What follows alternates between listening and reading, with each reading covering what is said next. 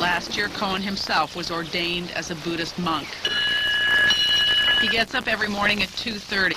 I talked to Leonard Cohen in Los Angeles. I bumped into this old man. He seemed to be old when I met him, although he was younger than I am, Roshi. And he seemed to know a thing or two that I was interested in looking into.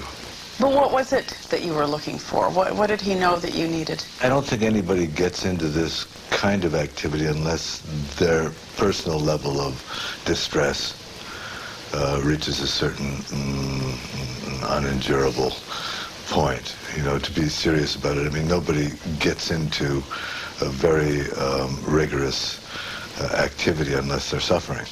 What were you suffering from? Depression? Depression is one thing, but just a general sense of confusion, bewilderment, sense of shipwreck, that you know, you've screwed up badly. When you talk about being in distress, I mean, do you mean depression? Has mental illness been a strong factor in your life? Yes, I feel like I'm coming out of the closet, but depression has certainly been an element that I've had to deal with all through my life. And, you know, my cover story looked wonderful. That you were just this bummed out artist and you had success writing songs about it? You know, the guy's doing okay, like, what's he got to complain about, you know? Nobody dealt me any bad cards. But if you're manic depressive, you know, that's a bad card. I think that just goes with the territory. Everybody's got something that they got to deal with that is rough. And the solutions you sought included what? Travel, drugs, scotch, well, yeah, Prozac? I still do. I mean, you know,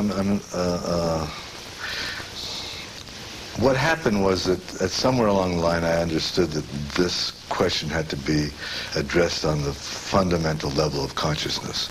You say that your cover story, dealing with depression, was that you were an artist. You had success with your songs, particularly some of the more depressing songs.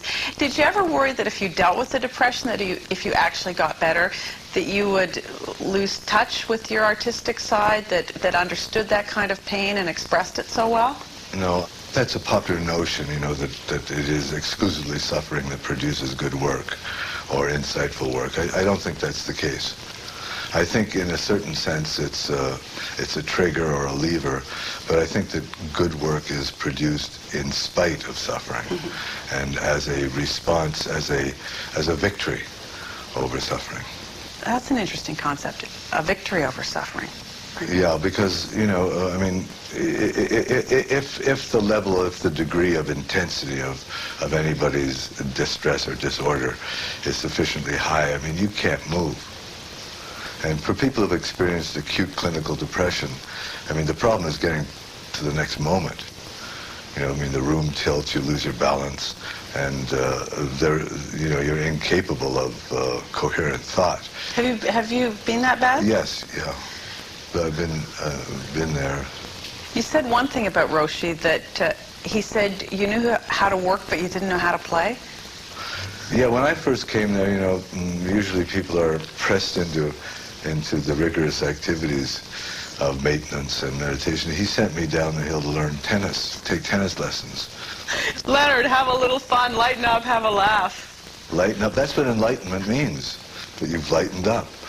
So you played tennis? Well, I never learned. I mean, I did take a number of lessons. I think the thing that scared me away was that automatic machine that hurls balls at you at about 90 miles an hour. Tell me about women. Well, you're much better authority on the matter than I am. Well, I don't know. Do you feel that you ever really connected with women? That maybe there were separate relationships, but there was no lifelong connection?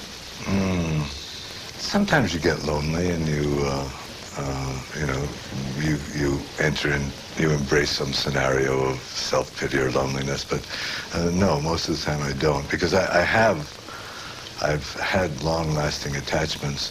Also, I think having children takes the edge off that fundamental loneliness that people who don't have children might feel. Having been close to my kids all through my life, and in fact they're living here now, and watching them grow up and being part of their lives. I think that undermines that fundamental sense. So you're a good dad? I probably a lousy dad, but you know, I think that everybody concerned understood that I did the best I could. Yeah, I think okay, you know. And Adam's going to be an artist, a songwriter like you. Well, he's the real thing. You know, I kind of have croaked my way through the whole enterprise.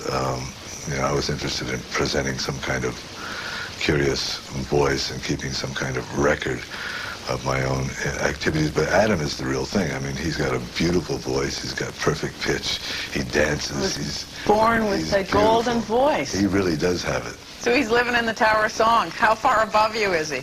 Oh, I think he's floating above the structure. He's got some very unusual gifts.